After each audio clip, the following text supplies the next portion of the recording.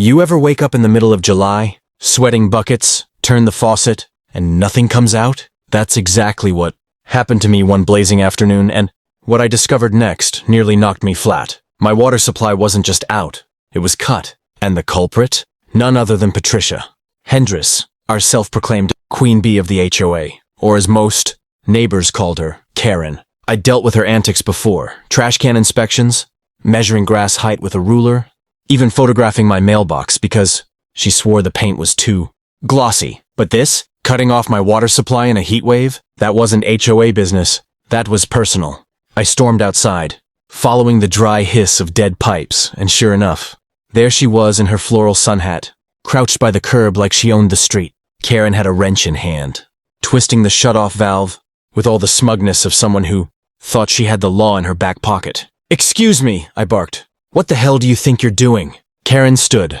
brushing dirt off her knees, not an ounce of guilt on her face. Show regulation number 12. Excessive water use during drought restrictions. You've been warned twice. Consider this your penalty. I couldn't believe it. First off, I hadn't even watered my lawn in weeks. Our grass was browner than her attitude. Second, she had no authority over the city's water lines. And third, well, that's when I felt the grin tug at the corner of my mouth. Because here's the thing. Unlike most homeowners on the block, I knew a little secret about this street. A secret Karen was about to regret. You see, before I moved here, I worked construction for nearly 20 years. When this neighborhood was being developed, guess who helped install the underground water system? That's right, me. And not only did I know every valve, every pipe, and every shutoff, one of them happened to be directly under my property. Which meant, in short, I didn't just use the water. I had control over it. I let her think she'd won, arms crossed, lips tight with her little power trip. But in the back of my mind, I was already crafting a plan that would not only restore my water, but also put Karen exactly where she belonged, fighting to clean up the mess she'd started. The sun was scorching, my throat dry, but my anger kept me sharper than ever. Karen strutted away from the curb like a soldier returning from battle. She didn't even glance back, certain she had humiliated me. But little did she know, her little victory was about to blow up in her face. I walked straight to my backyard, lifted the wooden hatch I'd built over the maintenance box, and stared at the second valve hidden beneath. Most folks didn't even know these existed. This wasn't the HOA's domain, and certainly not Karen's. It was mine. With a twist of my own wrench, the pipes groaned, and suddenly, I heard the sweet sound of water rushing back through the lines. Just like that, my house had water again. But here's the kicker. I also controlled the line that supplied half the block, and you can guess whose house was smack in the middle of that line. Karen's. I leaned against the fence, thinking about all the times she'd slapped fines on people for nonsense. One neighbor got fined $200 because his kids chalked on the sidewalk. Another, she tried to make him repaint his shutters because they were slightly off-white. Karen thrived on control. Now I finally had some of my own. I didn't cut her water immediately. No, I let her bask in her little power trip. She strutted around, gossiping with a couple of HOA loyalists down the street, probably bragging about how she disciplined me. Meanwhile, inside my house, I turned on every faucet just to make sure. Water pressure was perfect, ice maker humming, dishwasher back in business. Then came the real fun.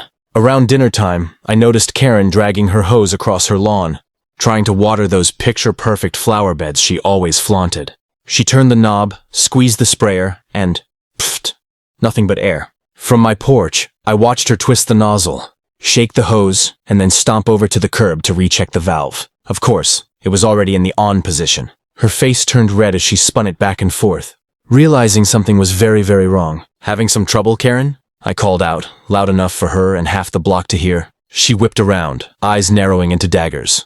"What did you do?" I shrugged, sipping a cold glass of water. "Oh, nothing. Just enjoying a nice, refreshing drink on a hot day." That was the first crack in her armor. And I wasn't even close to finished. Karen's eyes darted from my glass of water to the hose limp in her hand. Her jaw clenched so tight I thought she might crack a tooth. She stormed across the lawn, her floral hat bobbing like a warning flag, and marched straight to my porch. "You can't do this," she hissed, wagging her finger. "It's a violation of HOA code." "Funny," I replied, leaning casually against the railing. "That's what I thought when you shut off my supply. Except the difference is, I actually have the authority." Her face went pale, but she tried to recover with that false bravado she was known for. "I'll report you to the city, to the board. You'll regret this." I chuckled, sipping my water slow and deliberate. "Go ahead. But while you're filing complaints, you might want to think about how dry your kitchen sink is right now. That got her. She spun on her heel and stomped back toward her house, muttering under her breath. A few neighbors peeked through blinds or leaned on fences, whispering. They'd all been victims of Karen's reign of pettiness. Now for once, they saw her powerless, and it lit a spark. Later that evening, my phone buzzed with texts from neighbors. Did you really shut Karen's water off? She's going crazy over there! About time someone stood up to her. I didn't answer. Instead, I sat outside, enjoying the quiet hum of sprinklers on my lawn. A luxury she no longer had. Then came the sound I'd been waiting for, Karen's shrieking voice echoing through the cul-de-sac. This is harassment! I'll sue every last one of you, she screamed, slamming her front door hard enough to rattle windows. But here's the thing, I hadn't even gone full throttle yet. The line I controlled didn't just feed her house. It also powered the HOA clubhouse sprinkler system. That pristine lawn she paraded around as a symbol of community standards? Yeah, I held the switch to that too. The next morning, Karen strutted to the clubhouse to host her weekly compliance walk, clipboard in hand. She froze dead in her tracks. The grass around the clubhouse looked like a desert, yellow, brittle, cooked by the sun. The crown jewel of her authority crumbling before her eyes. Neighbors passing by smirked, some even snapping pictures. Karen's empire was literally drying up. And me, I hadn't even broken a sweat. By the time the clubhouse lawn turned to brittle straw, Karen was in full meltdown mode. She stormed through the neighborhood, clipboard in one hand, phone in the other, dialing everyone from city, utilities to her cousin who knew a lawyer. But no matter how many calls she made, the answer was the same. The HOA had no jurisdiction over municipal water lines. And since I was the one who'd helped install the infrastructure, I knew she had no case.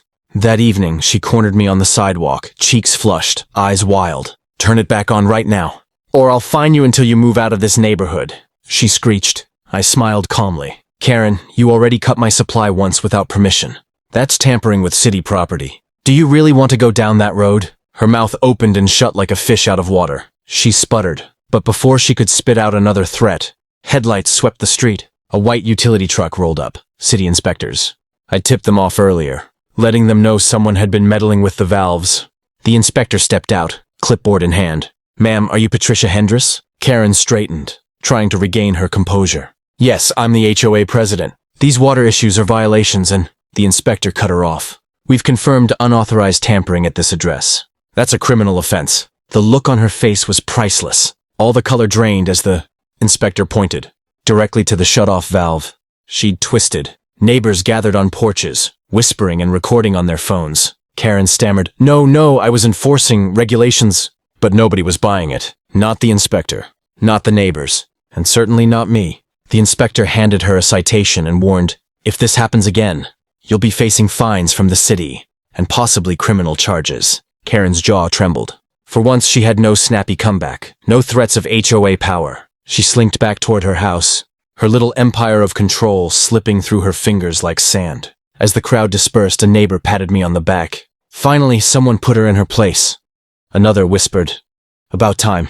The next morning, word spread fast. Karen had stepped down as HOA president for personal reasons. The clubhouse grass was dead. Her yard a dust bowl and her authority gone. Me? I poured myself a tall, ice-cold glass of water, raised it to the window and toasted the sweetest victory I'd ever tasted. If you enjoyed watching HOA Karen finally get what she deserves, make sure to hit that like button, drop a comment with your favorite moment, and don't forget to subscribe for more crazy HOA stories every week.